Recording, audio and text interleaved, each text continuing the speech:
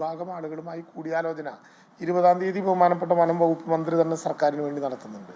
അതിൽ ഒരു അഭിപ്രായം കൂടി സ്വരൂപിച്ചുകൊണ്ട് ബഹുമാനപ്പെട്ട ഹൈക്കോടതി മുമ്പാകെ സർക്കാരിൻ്റെ വികാരം കൂടി ഗവൺമെൻറ് അറിയിക്കും. ആ വിധത്തിലുള്ള തയ്യാറെടുപ്പാണ് നടത്തുന്നത്. ആശങ്കയുണ്ടാവേണ്ട കാര്യമില്ല. കോടതി ഇത്തരമൊരു അഭിപ്രായം പ്രകടിപ്പിച്ചിട്ടുണ്ട്. അതിൻ്റെ നിയമവശങ്ങൾ ബന്ധപ്പെട്ട ആളുകൾ പരിശോധിച്ചുകൊണ്ടിരിക്കുകയാണ്.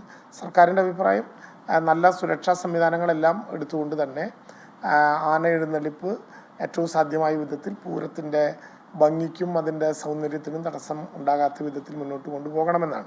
ഇതോടൊപ്പം തന്നെ കേരള ഗവൺമെൻറ് ആവശ്യപ്പെടുന്ന മറ്റൊരു പ്രധാനപ്പെട്ട പ്രശ്നമുണ്ട്. പൂരത്തിൻ്റെ വെടിക്കെട്ടുമായി ബന്ധപ്പെട്ട് ഒരിക്കലും പൂരത്തിൻ്റെ വെടിക്കെട്ട് തൃശ്ശൂർ പൂരത്തിൽ പോലും നടപ്പിലാക്കാൻ കഴിയാത്ത വിധത്തിൽ ഒരു അമെൻമെൻറ്റ് ഇപ്പോൾ കേന്ദ്ര ഗവൺമെൻറ് നടത്തിയിട്ടുണ്ട്. അത് വളരെ ഡേഞ്ചറസ് ആയിട്ടുള്ള 35 കണ്ടീഷൻസ് അതിനകത്ത് പറഞ്ഞുകൊണ്ടുള്ള ഒക്ടോബർ 14 പുറത്തിറക്കിയിട്ടുള്ള ഒരു പുതിയ അമെൻമെൻറ്റ് വളരെ വളരെ അപകടകരമായിട്ടുള്ള ഒന്നാണ്.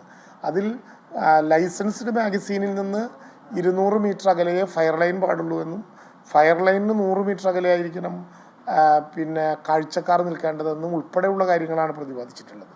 സാധാരണ മാഗസീനിൽ നിന്ന് ഫയർ ലൈനിലേക്ക് 45 മീറ്റർ ദൂരം ഉണ്ടായാൽ മതി എന്നിരിക്കെ 200 മീറ്ററായി അത് വർദ്ധിപ്പിക്കുന്നത് പൂരത്തിൻ്റെ വെടിക്കെട്ട് ഇല്ലാതാക്കാൻ വേണ്ടിയിട്ടും ആണുണ്ടാവുക. അപ്പോൾ ഈ രണ്ട് പ്രശ്നങ്ങളും വളരെ ഗൗരവത്തോടെ സർക്കാർ കാണുന്നുണ്ട്.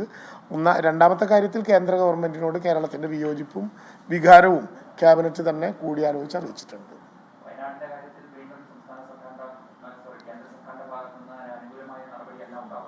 നിത്യാനന്ദ റായിയുടെ ഒരു കത്ത് KV തോമസിന് ലഭിക്കുകയുണ്ടായി.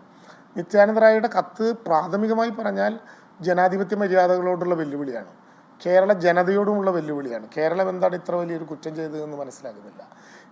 മന്ത്രി കെ രാജനാണ് വിവരങ്ങൾ നൽകിക്കൊണ്ടിരിക്കുന്നത്.